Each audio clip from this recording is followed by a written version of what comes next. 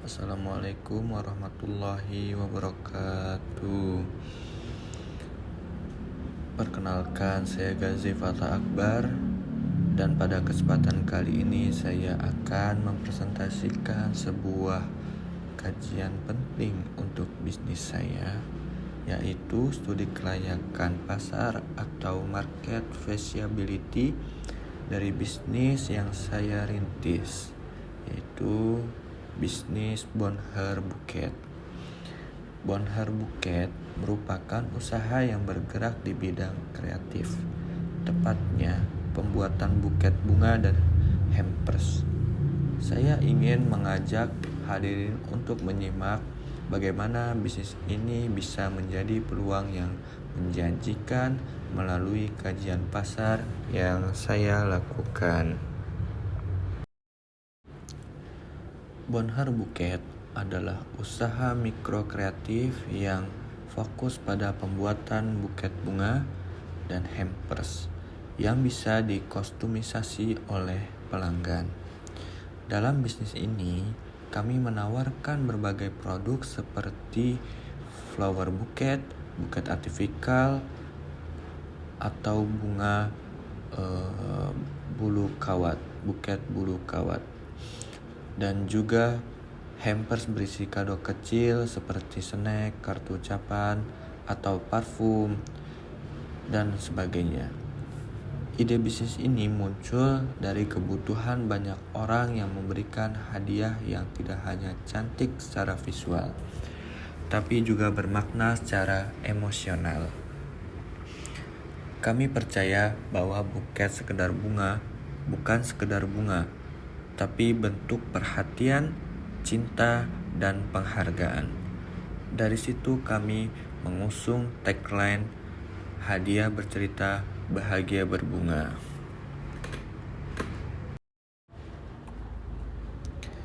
Baik, selanjutnya kita akan membahas tentang tujuan studi kelayakan pasar. Tujuan utama dari studi ini adalah untuk mengetahui apakah Bonheur Bouquet memiliki pasar yang layak untuk dikembangkan. Ada beberapa hal yang ingin saya ukur. Pertama, apakah produk kami memiliki permintaan di pasar lokal? Kedua, seberapa besar persaingan di sektor ini dan bagaimana kami bisa bersaing? Ketiga, bagaimana respon target pasar terhadap produk yang kami tawarkan. Dan yang keempat, tentu saja bagaimana strategi kami untuk bertahan dan berkembang.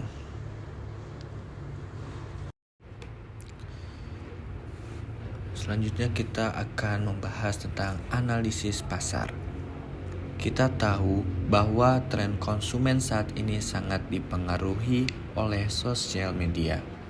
Produk yang estetik, personal, dan bisa dibagikan di Instagram atau TikTok menjadi sangat populer. Buket bunga adalah salah satu produk yang masuk dalam tren tersebut. Di sisi lain, banyak masyarakat, terutama anak muda, suka memberi hadiah di momen seperti ulang tahun, wisuda, anniversary, atau saat melamar pasangan. Maka, potensi pasar untuk produk ini sangat terbuka. Saya membagi pasar Bonheur Bouquet ke dalam dua segmen besar, yaitu segmen individu, mahasiswa, atau pasangan muda yang ingin memberi hadiah personal, dan segmen institusional seperti kampus atau kantor yang membutuhkan dekorasi atau souvenir untuk acara formal. Fokus wilayah awal kami adalah lingkungan kampus Taskia, wilayah Bogor, dan sekitarnya. Di tahap awal bisnis ini, saya memetakan beberapa kompetitor utama. Kompetitor langsung adalah toko bunga lokal dan online store di marketplace seperti Shopee, Tokopedia, atau Instagram. Mereka memiliki jangkauan luas, namun seiring kurang dalam pelayanan custom atau sentuhan personal. Sementara itu, kompetitor tidak langsung adalah bisnis hadiah lain seperti snack box, boneka, atau voucher. Kelebihan Bonhar Bouquet adalah kami menawarkan sesuatu yang unik dan bisa disesuaikan dengan pesan dari pemberi kepada penerima. Misalnya, kami bisa menyesuaikan warna bunga, pesan ucapan, hingga nama di kartu. Tantangan terbesarnya adalah skala produksi yang masih terbatas karena dikerjakan secara handmade. Dan promosi yang harus dikelola secara konsisten agar tidak tenggelam di tengah persaingan. Target pasar kami sudah kami petakan secara demografis, psikografis, dan perilaku. Secara demografis, kami menyasar anak muda usia 17 sampai dengan 35 tahun. Secara psikografis, mereka adalah orang-orang yang menghargai nilai emosional dalam sebuah hadiah, serta menyukai produk yang estetik dan unik. Sedangkan secara perilaku, mereka sering menggunakan media sosial, terbiasa belanja online, dan tertarik pada produk yang bisa di-custom. Mayoritas dari mereka adalah mahasiswa, karyawan muda, atau pasangan muda yang suka memberi kejutan untuk orang terdekat. Kami juga menyasar institusi seperti kampus atau komunitas yang sering mengadakan acara wisuda, seminar, atau kegiatan yang membutuhkan merchandise. Baik, selanjutnya kita akan membahas tentang survei dan uji pasar. Untuk memvalidasi asumsi tersebut, kami melakukan survei terhadap lebih dari 30 responden yang terdiri dari mahasiswa dan komunitas kampus. Hasilnya cukup menarik. 70% responden menyatakan pernah memberikan bunga sebagai hadiah. 65% menyatakan ingin produk yang unik dan bisa di-custom. Dan 60% menyatakan bahwa harga terjangkau menjadi faktor utama. Kami juga telah menjalankan uji pasar secara langsung dengan membuka pre-order buket custom untuk acara wisuda dan ulang tahun. Responnya sangat baik. Testimoni yang masuk menyatakan bahwa desain produk kami cantik, elegan, dan berbeda dari yang lain. Ini menjadi validasi awal bahwa Bonhar Bouquet memiliki market fit. Untuk strategi pemasaran, kami mengutamakan pendekatan digital dan komunitas. Di platform digital, kami aktif di Instagram dan TikTok. Kami rutin mengunggah konten berupa video behind the scan, pembuatan buket, testimoni pelanggan, promosi bundling, dan reels bertema viral. Kami juga menjalankan sistem promosi seperti paket bundling, contohnya buket plus kartu atau snack. Ada diskon ulang tahun dan diskon referensi, dan ada juga flash sale saat momen spesial. Di sisi komunitas, kami aktif membuka booth saat acara kampus seperti seminar, wisuda, dan bazar mahasiswa. Pendekatan ini tidak hanya meningkatkan penjualan, tapi memperkuat brand awareness. Untuk estimasi permintaan, kami memperkirakan bahwa permintaan bulanan untuk awal bisa mencapai 30-50 pesanan per bulan. Ini berdasarkan hasil penjualan pre-order dan tren dari momen-momen besar seperti wisuda dan hari-hari momen tertentu. Kedepan kami menargetkan peningkatan permintaan melalui beberapa cara. Yang pertama, menambah variasi produk seperti buket snack, buket uang, dan hampers yang menarik. Selanjutnya yang kedua, meningkatkan kolaborasi dengan event kampus seperti seminar atau acara-acara lainnya. Yang ketiga, kami menawarkan sistem reseller atau agen kampus untuk memperluas distribusi dan menghemat biaya operasional. Baik, ini adalah slide terakhir dari saya untuk di kesimpulan kelayakan pasar ini.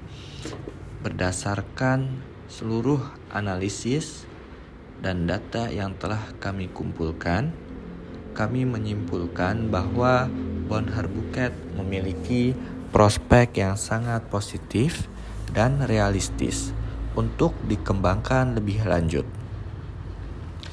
Dari sisi persaingan, memang sudah ada beberapa pemain di industri ini. Namun, kami menemukan celah pasar di segmen produk custom yang personal, serta pelayanan pelanggan yang lebih dekat dan fleksibel. Bonheur Bukit unggul karena mampu memberikan layanan yang lebih bersifat relationship oriented, bukan hanya transaksi.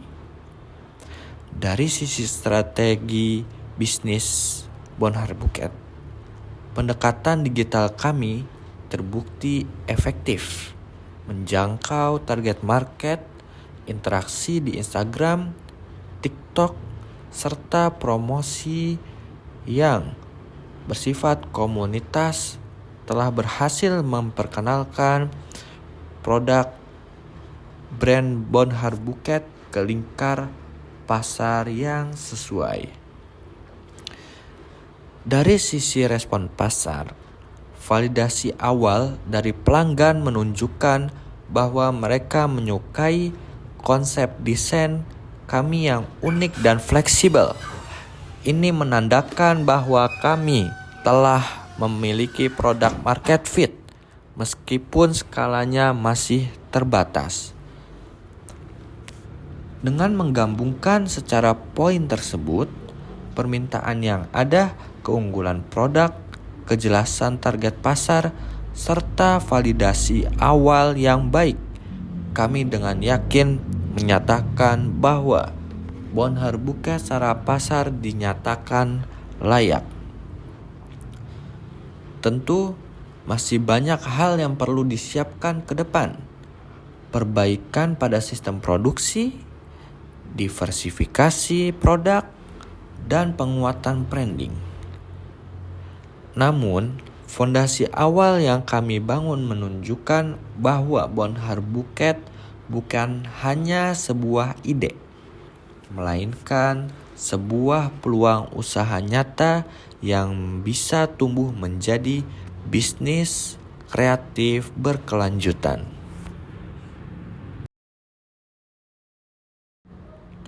Oke, baik, untuk teman-teman sekalian, kita hidup di zaman di mana hadiah bukan hanya sekedar benda. Orang-orang kini ingin menyampaikan pesan cinta, terima kasih, dukungan, atau kebanggaan melalui sesuatu yang bermakna. Dan disinilah Bonheur Bukit ingin hadir bukan hanya menjual bunga, tetapi menyampaikan perasaan. Melalui studi kelayakan pasar ini, saya belajar bahwa bisnis tidak bisa hanya mengandalkan ide. Kita perlu memahami siapa pelanggan kita, apa kebutuhannya, dan bagaimana kita bisa menjadi solusi yang paling tepat.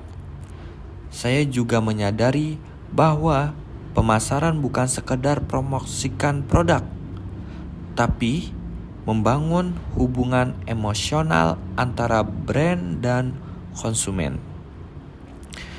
Presentasi ini bukan akhir, melainkan awal dari langkah lebih serius untuk mengembangkan bisnis ini ke depan.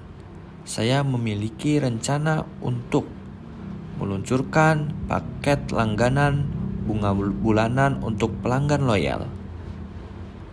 dan membangun website sebagai platform pemesanan dan portofolio produk. Saya juga ingin menggandeng komunitas kreatif untuk kolaborasi,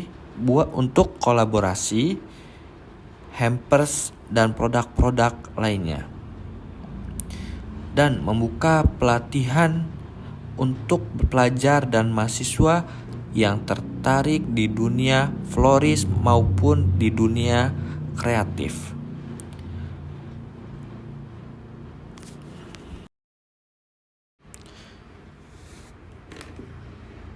Baik, sebelum saya akhiri presentasi, izinkan saya memperkenalkan lebih jauh Instagram resmi dari Bonhar Bukit, yaitu Bonhar Bukit. Instagram ini menjadi salah satu etalase digital kami di mana kami menampilkan berbagai contoh produk Bukit dan serta testimoni pelanggan. Kami sangat aktif membangun interaksi di media sosial karena kami percaya bahwa membangun kedekatan dengan konsumen dimulai dari komunikasi yang terbuka dan visual yang kuat. Kami juga rutin mengadakan promosi khusus di Instagram seperti flash sale, giveaway, dan banding spesial. Jadi, ini menjadi kanal yang penting bagi konsumen kami. Harapan kami, Instagram ini bukan hanya tempat jualan, tapi juga berbagai inspirasi, dan perasaan. Jadi untuk teman-teman yang tertarik atau penasaran, boleh langsung kunjungi follow kami di Bonhar Bukit. Kami sangat senang menyambut teman-teman di sana. Baik, akhir kata saya mengucapkan terima kasih sebesar-besarnya atas kesempatan yang diberikan untuk mempresentasikan hasil studi ini. Saya juga terbuka untuk kritik dan masukan demi penyempurnaan bisnis ini di masa depan. Jika ada pertanyaan, saya sangat senang untuk berdiskusi. Untuk melihat lanjut tentang produk kami, silakan kunjungi Bonhar Bukit atau kontak langsung ke WhatsApp yang tersedia. Wassalamualaikum warahmatullahi wabarakatuh.